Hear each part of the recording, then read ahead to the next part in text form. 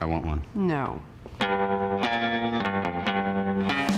Hello everyone and welcome to Action RPG. I'm your host Aaron, and for today's video we're headed to the world of Last Epoch once again. Now as you know, there's tons of buzz, there's tons of chatter, there's tons of excitement and disappointment around this roadmap that EHG dropped that basically breaks down over a year of content and what's coming. And I know a lot of people aren't big fans of React content. I totally get it. I'm not even saying I am a huge fan of it, but I've got a new rule that I have set in place. If 10 different people send me the same video, if it hits double digits, I will watch it and I will react to it.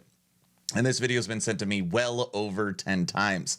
Raxx, obviously a huge creator in this scene, streamed every day for over 5 years, made an 8-minute video on Last Epoch's roadmap, and I guess he has a different perspective than me, so people want me to watch it. So I'm going to do that right now, and actually just before I watch this, I haven't seen a second of it, just know that my perspective has now changed after thinking, and we'll talk about that at the end. This should be a quick video.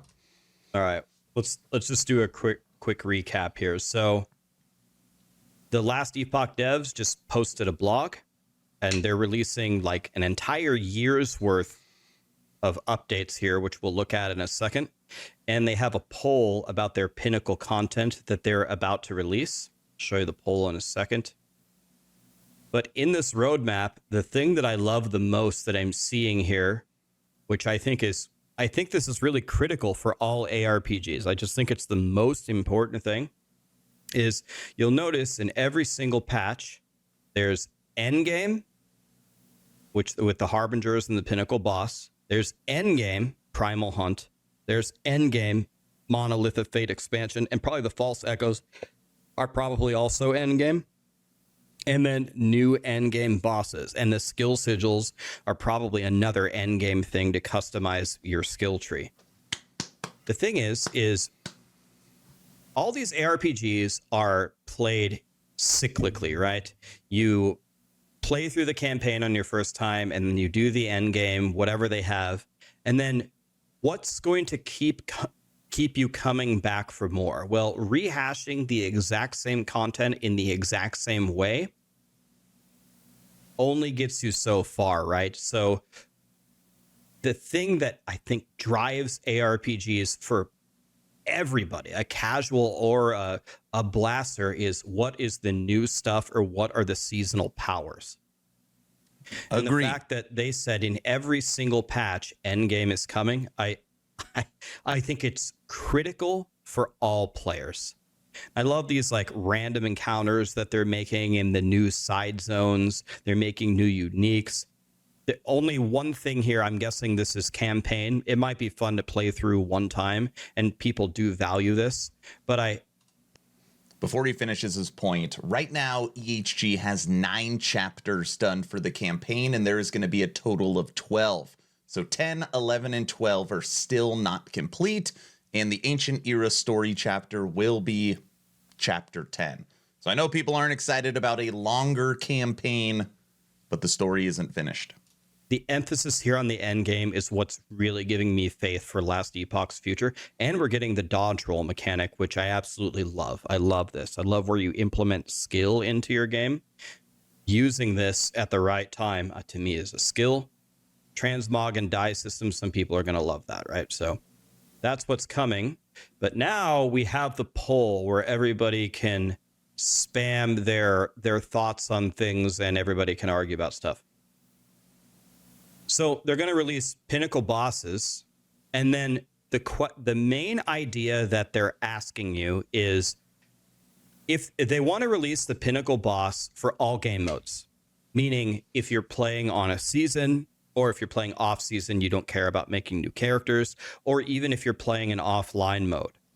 But the problem is if they release these pinnacle bosses for everyone on day one, the offline characters, and of course you can do crazy things in offline, and the characters that are already fully powered off of the season are going to have a massive advantage to kill these bosses. They're going to have like godly characters that the seasonal people aren't going to have. So their first question is, what if they put in a delay before they release the pinnacle bosses to the other realms. So the seasonal people have a chance to make a character and try the boss. I mean, this isn't something that I would have thought of, but I think this is an excellent idea. Otherwise, no one's ever going to get a kill on the seasonal realm before the offline and the other people. They're just going to insta one-shot it with their god characters. So I think this delay is... I mark this one a 1. Hold on, let him finish. Actually a great idea, so I strongly agree with that. Then they want, as a failsafe, should they build in a time where if no one has killed a boss, that they should release it to the other modes? Here, and what's the longest amount of time that they should wait to release it if no one has killed it? I think the answer here is if no one can kill it on season, then you shouldn't release it. And I think there may be an error in the boss itself. The boss is too difficult mechanically, or the boss is literally bugged and we can't kill it. If no one in the world can kill it, I would wait until a single kill happens before it comes out. If they want to do, I don't think 48 hours is enough. If they wanted to go with either of these options, I think that would be fine as well. But if no one in the world has killed it on season, I don't know why you would release it. And I think you need to look at the boss. So when I was looking at this, what percentage of the current player base has killed tier 4 Julra ever without a bugged build? I would guess, what, 1-2% of the entire player base has done that. Yet on a season, in a fresh start, the new hardest content in the game that requires killing smaller bosses to get pieces to generate this phased one-shot mechanic skill boss, no one is doing, or I'm sorry, I shouldn't say nobody is doing that in 48 hours, 1 week, or 2 weeks, but you're talking 0.002% of the population. Again, if no one has killed it. This is the question I don't have a strong opinion on. If they do delay it, what's the shortest amount of time after the pinnacle boss has been cleared before it unlocks for all game modes? So the first player that kills it, should it just unlock the next day? I'm fine with that. The first person that kills it, should other people have 3 days to try it and then it unlocks for everybody? I'm fine with that. I'm also fine with this answer. Always wait for a specific amount of time, no matter what. The reason why I think one of these two options is a better option is because this gets the community interested in who gets the first kill. It's probably going to be Ben if Ben plays it, but I think it's very cool to be interested and have something be affected by the play of the community rather than picking 1 week or 2 weeks. That doesn't get the community interested. The fourth question, don't have the strongest preference here. What specific game mode should be used to count the kill in order to unlock it? I think you could go with any game mode. I wouldn't really care. I think the one that makes the most sense to me, the game mode that people really consider the hardest game mode, the pure game mode of playing this, is hardcore SSF. So correct. That would be fine if they did. And you got to wear the boots. Just kidding. Didn't pick that. I think just SSF makes sense as well. Don't have a super strong opinion on these two, whatever they want to go for, but I think hardcore solo, I guess, makes the most sense. And anyway, I just think it's so cool that EHG is actually asking us our opinion. And I think it's very brave of them. A lot of gaming companies don't do this, and I wish they would. They're essentially giving you patch ideas 1 year in advance. What gaming companies always say is they say, oh, if we give you patch notes that far in advance, if we change our minds about something, then you hate us for it and it's not worth it. Well, I can't just say that that's not true at all. I think that is true to some extent, but it's balancing here. It's balancing the pros and the cons.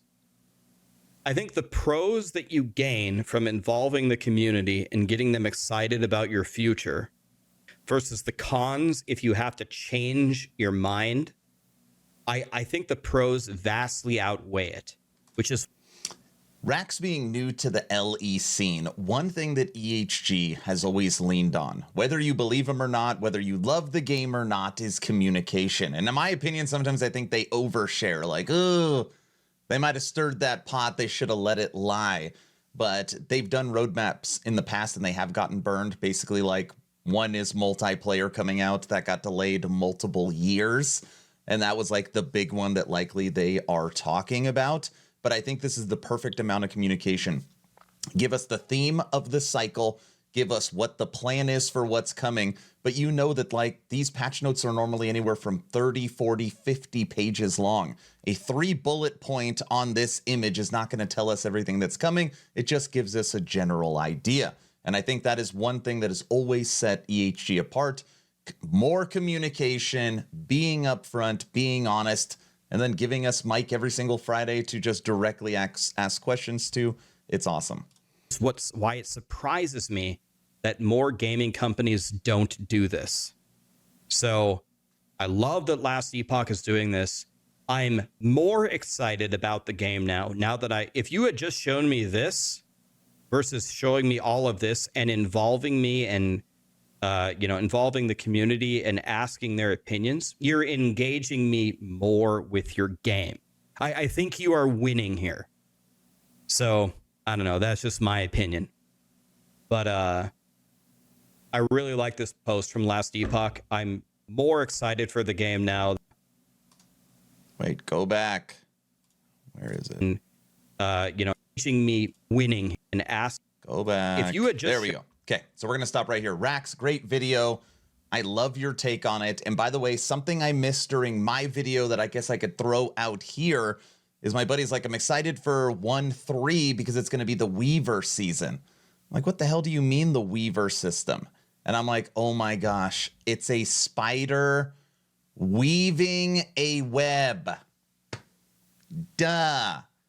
It's going to be, they've talked about during the lore stream with Kyle that there is going to be a whole backstory to the Weaver and the Weaver items, and there's going to be more Weavers.